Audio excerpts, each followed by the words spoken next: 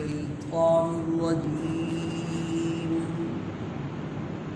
بسم الله الرحمن الرحيم ونضع الموازين القسط ليوم القيامة فلا تظلم نفس شيئا وإن كان مثقال حبة من خردل أتينا بها وَكَفَى بِنَا حَاسِبِينَ۔ قیامت والے دن کی جو سخت ترین منازل ہیں ان میں ایک منزل میزان عمل اور میزان عدل کی ہے، جس میں بندوں کے اعمال تولے جائیں گے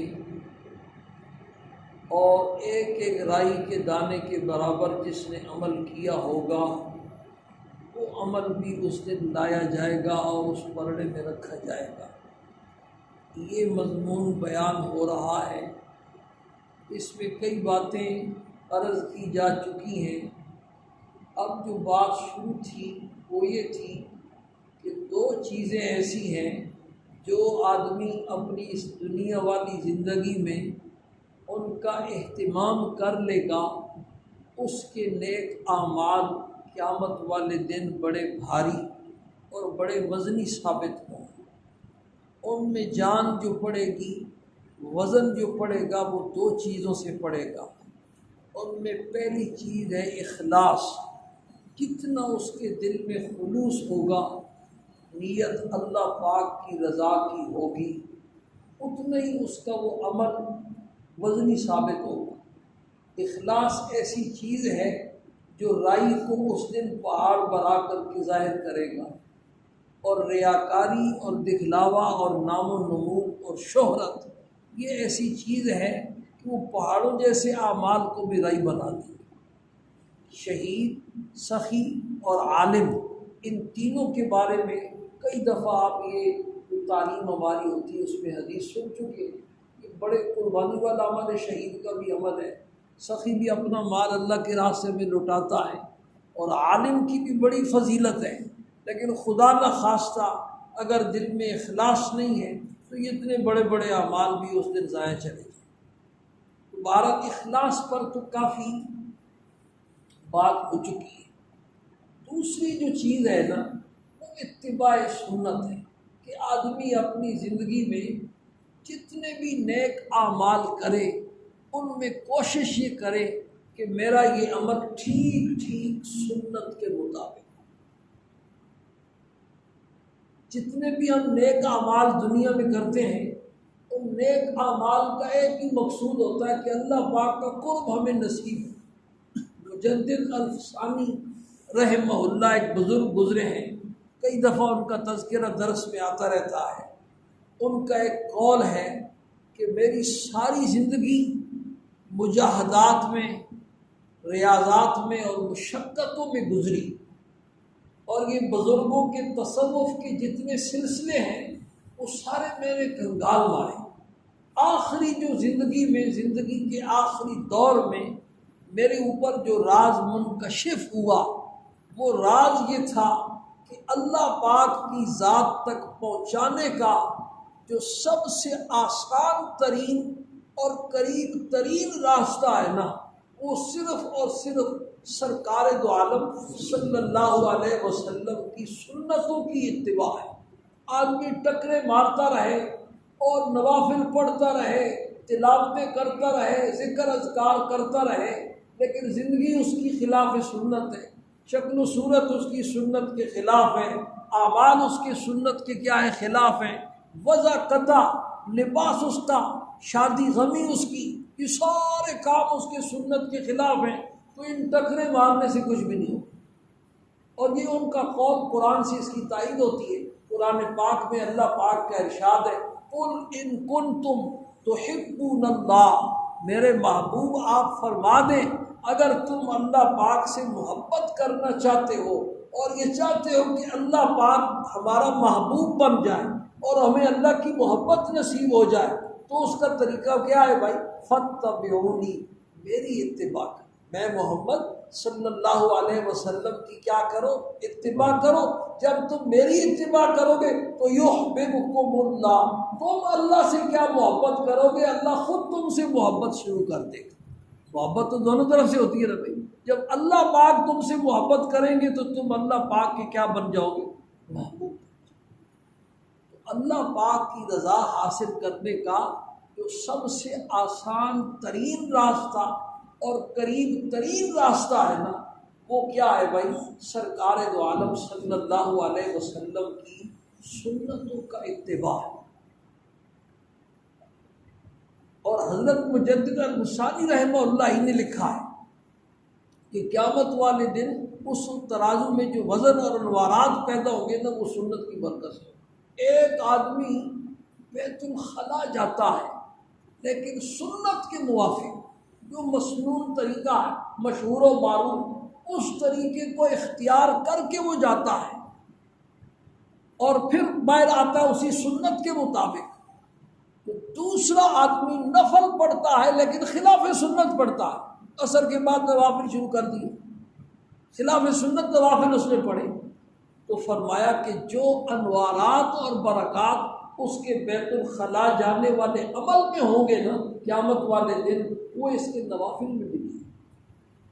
اسی طریقے سے کھانا پینا، سونا جاگنا، یہ چھوٹے موٹے کام ہیں، لیکن یہ بھی سارے کام محنت کے ساتھ، سیکھنے کے ساتھ آئیں گے۔ اب آپ جو آخری بات ہے، دو چیزیں آپ نے سنی ہیں۔ ایک تو یہ سنا کہ اخلاص سے جان پیدا ہوگی، اور دوسرا آپ نے یہ سنا کہ اتباع سنت سے جان پیدا ہوگی، اعمال میں وزن پیدا ہوگا۔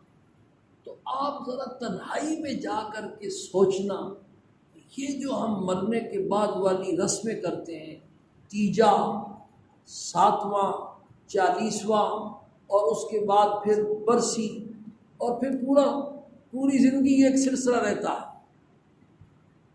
یہ جتنی بھی رسمیں ہیں ان میں یہ دونوں چیزیں موجود ہیں یا نہیں موجود؟ پہلی چیز کیا ہے بھائی؟ اخلاص۔ ایصال ثواب کا معنی کیا ہے؟ ایصال ثواب کا معنی ہے ثواب پہنچانا۔ ثواب کیا کرنا؟ پہنچانا۔ پہلے کرنے والے کو ثواب ملے، جو ثواب اس کو ملنا تھا وہ دعا مانگتا ہے، اللہ یہ جو آپ نے مجھے ثواب دینا ہے نا، یہ میرے اس مرحوم کو دے دو۔ یہ مطلب ہے ایصال ثواب کا۔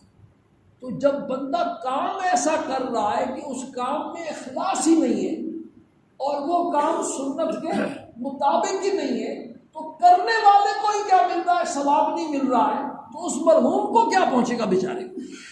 اس لیے یہ جتنی بھی رسمیں ہیں ان سے اپنی جان چھڑانے کی کیا کریں؟ کوشش کریں۔ صف اول کے نمازی، تکبیر اولیٰ کا اہتمام کرنے والے، وہ بیچارے ان رسموں میں پھنسے ہوئے اور رسمیں چھوڑنے کے لیے تیار نہیں۔ تو صرف یہ نہیں کہ یہ عمل پیسہ ضائع ہو، اصل جو کرنے کا کام ہے وہ کرنے کا کام کیا ہے بھائی؟ اس مرحوم کی نمازوں کا حساب لگایا جائے کہ اس بیچارے نے اپنی زندگی میں کتنی نمازیں قضا تھیں اس کے ذمے اور وہ بیچارہ ادا کر کے نہیں جا سکا، کتنے روزے اس کے ذمے رمضان کے باقی تھے، کتنے سالوں کے وہ روزے اس بیچارے نے ادا نہیں کیے تھے، اور کتنے سالوں کی قربانیاں اس کے ذمے کیا تھیں؟ باقی تھیں، وہ اس بیچارے نے ادا نہیں کی۔ کتنے سالوں کا صدقۃ الفطر اس کے ذمے باقی تھا، کتنے لوگوں کا اس نے قرضہ دینا تھا، کتنی جو ہے نا رشتہ داروں کی میراث دبا کے بیٹھا ہوا تھا، بچیوں کی، بہنوں کی۔ یہ چیزیں حساب و کتاب لگانے کی ہیں، حساب و کتاب لگائیں، اور وہ پیسے جو آپ تیجے 7ویں 40ویں کے اوپر لگائیں گے، لوگ کھا کے چلے جائیں گے اور ڈکار مار کے ہضم کر دیں گے۔ یہ پیسے اصل، اور فی نماز کا کتنا فدیہ ہے بھائی؟ ایک نماز کا فدیہ کیا ہے؟ ایک صدقۃ الفطر کے برابر ہے۔ اور روزانہ کی وطر و سمیت کتنی نمازیں ہیں بھائی؟ 6 نمازیں ہیں۔ اس سال کتنا تھا صدقۃ الفطر؟ 200 جی 200 تقریباً 200 روپے۔ تو 6 دونے 1200 روپے ایک دن کا بنتا ہے، اور مہینے کا پھر کتنا بن جائے گا؟ 30,000 سے اوپر، 36,000 بن جائے گا بھائی ایک مہینے کا، پھر ایک سال کا کتنا بن جائے گا، پھر 2 سالوں کا کتنا بن جائے گا، پھر 3 سالوں کا کتنا بن جائے گا، اور جس نے نہ نیتی اور نہ قضا کی تھی اس کا کتنا بن جائے گا۔ بڑا مشکل کام ہے، کون دیتا؟ کوئی بھی دینے کے لیے بعد میں تیار نہیں ہوتا، اس لیے خود ہی ہمت کریں۔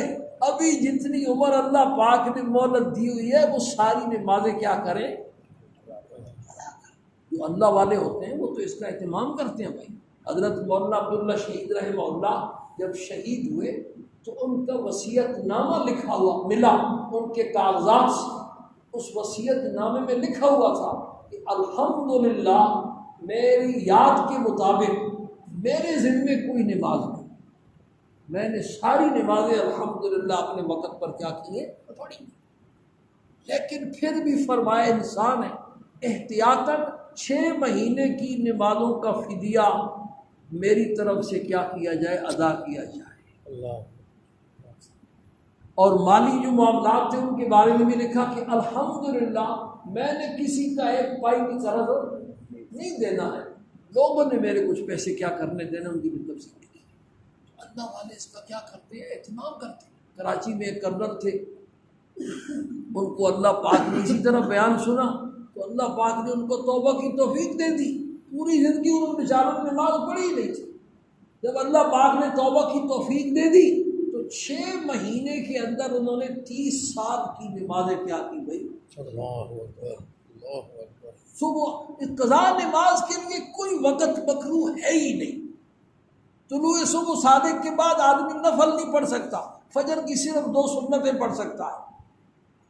اشراق کے وقت داخل ہونے تک یا فجر کی 2 سنتیں یا فجر کے 2 فرضیں، لیکن قضا نمازیں اس وقت بھی کیا کر سکتا ہے؟ پڑھ سکتا ہے۔ اس وقت بھی قضا پڑھے، فجر کی نماز پڑھ کے بھی قضا پڑھے، سورج طلوع ہونے تک پڑھ سکتا۔ تو وہ شروع ہو گئے اور 6 مہینے میں 30 سالوں کی نمازیں انہوں نے۔ یہ اللہ پاک جس کو توفیق دے دیتا ہے۔ تو بہرحال بھائی اصل بات یہ ہے، مضمون یہ بیان ہو رہا ہے کہ قیامت والے دن بندوں کے نیک اعمال میں جو وزن پیدا ہوگا نا وہ 2 چیزوں سے پیدا ہوگا۔ ایک تو پیدا ہوگا کس سے؟ اخلاص سے، اور دوسرا پیدا کس سے ہوگا؟ اتباع سنت سے۔ اب اتباع سنت کیسے آئے گا؟ وہ یہ ہے کہ ہماری دینی جو معلومات ہیں ان کے اندر اللہ پاک جو ہے نا اضافے کی کوئی ترتیب بنائے، یہ اللہ والوں کی صحبت اختیار کرے۔ گھر کے اندر کئی دفعہ عرض کیا کہ دینی کتابوں کا معتد بہا ذخیرہ گھر کے اندر ہونا چاہیے۔ یہ جو شیطانی آلہ ہے نا موبائل، اس کے اندر جتنا مواد آ رہا ہے نا، اب اس میں سچی بات یہ ہے کہ بزرگ یہ فرما رہے ہیں جو قرآن و حدیث کے ماہر ہیں، ماہرین فن یہ کہہ رہے ہیں کہ اس میں غلط سلط، حق اور باطل، سچ اور جھوٹ اتنا مکس ہو گیا ہے کہ عام ہم جیسا آدمی بھی امتیاز نہیں کر سکتا کہ کون سی بات صحیح ہے اور کون سی بات کیا ہے؟ غلط ہے۔ تو اس آلے سے اپنی جان چھڑائیں۔ جو صحیح مستند علماء کی کتابیں ہیں ان کا ذخیرہ آپ کے گھر میں ہو، آپ کے بیوی بچے گھر والے اور آپ خود جب بھی مطالعے کا وقت ہو، فارغ وقت ہو، آدمی سونے سے پہلے بھی اگر 15-20 منٹ روزانہ پڑھتا رہے تو کافی سارا ذخیرہ آدمی کو اسوہ رسول اکرم نام کی کتاب یہاں فجر کے بعد پڑھی جاتی، اس طرح کی کتاب ہو، معارف الحدیث ہو، اس طرح کی، یا مفتی تقی عثمانی صاحب کا آسان ترجمہ قرآن۔ لیکن اس میں یہ خیال کرنا ہے کہ یہ جو کتابیں آپ نے پڑھنی ہے نا یا بیان سننا ہے، وہ جو ماہرین فن ہیں، مستند علماء ہیں، مسلمہ شخصیات ہیں، ان کی کتابیں پڑھنی ہیں۔ ابھی نماز سے پہلے ایک بزرگ ہمارے انہوں نے آ کے مجھے ایک رسالہ دکھایا، نماز احادیث نبوی کی روشنی۔ یہ پٹڑی سے اترے ہوئے لوگوں کی لکھی ہوئی کتابیں، ایسا نہ ہو کہ کسی غلط ڈاکٹر سے علاج کرانے جا بیٹھے اور وہ جو ہے نا سیدھی دوائی دینے کے بجائے الٹی دوائی دے دے، بلڈ پریشر کو لو کرنے کے بجائے کیا کر دے بھائی؟ ہائی کر دے۔ وہ روحانی بلڈ پریشر ہائی ہو گیا تو تب بھی جو ہے نا فالج کے اٹیک کا کیا یا دل کے اٹیک کا کیا ہوگا؟ خطرہ ہوگا۔ تو غلط مواد آپ کے گھر میں نہیں ہونا چاہیے، اور غلط قسم کے لوگوں کے پاس آپ کی مستورات، آپ کے بیوی بچے ان کے بیانات سننے کے لیے نہ جائیں۔ ایسا نہ ہو کہ ان کے ذہن میں کوئی غلط سلط باتیں بیٹھ جائیں۔ اب ہمارا الحمدللہ پہلے ہم بڑی کوشش کرتے رہے جمعے کی ترتیب پر یہ لاؤڈ اسپیکر کا مسئلہ تھا، اب اسپیکر کا مسئلہ حل ہو گیا ہے، اور اب میرے گھر والے بتا رہے ہیں کہ نیچے بالکل آواز کیا ہوتی ہے، صاف ہوتی ہے، لیکن اب مستورات نے آنا چھوڑ دیا ہے۔ وہ ایک دفعہ جمع ہوئی تھی، وہ تتر بتر ہو گئی، اب ان کا دل ٹوٹ گیا، وہ آتی نہیں، اب اس دفعہ 4 ہوتے تھے۔ اب درس میں آپ کتنے لوگ بیٹھیں گے؟ یہ دینی معلومات کی جیسے آپ کو ضرورت ہے، اسی طرح مستورات کو بھی ضرورت ہے نا بھائی، ان کو جمعے کے بیان کے لیے لانے کی کوشش کریں، اور ان کو ٹائم بتلائیں، کوئی 12:20 میں بیان شروع ہوگا، آپ 12 بجے وہاں پہنچ جائیں۔ اب اسپیکر کا مسئلہ الحمدللہ نہیں ہے، تاکہ صحیح معلومات ان تک پہنچے، بلکہ کہ شام کا جو درس ہے ہفتے میں 3 دن ہوتا ہے، اس میں بھی وہ آ سکتے، بجائے اس کے کہ ایسے لوگ جو ماہرین فن نہیں ہیں، اب ڈاکٹروں کا کام انجینئر کرنا شروع کر دیں تو ظاہر بات ہے وہ قبرستان ہی آباد کریں گے، پائلٹوں کا جو کام ہے وہ ڈاکٹر شروع کر دیں تو طیارہ اڑا سکتا ہے ڈاکٹر؟ یہی حال قرآن و حدیث کا بھی ہے۔ اللہ پاک ہم سب کو اس کی سمجھ نصیب فرمائے۔ اب آخری بات اس سلسلے کی رہتی ہے، وہ انشاءاللہ کل سے شروع کریں گے، کہ کچھ اعمال ایسے ہیں کہ جن کو قرآن و حدیث میں بطور خاص بتلایا گیا، ان کا وزن قیامت والے دن بہت زیادہ ہو۔ اللہ پاک ہم سب کو ان کا اہتمام کرنے کی توفیق دے۔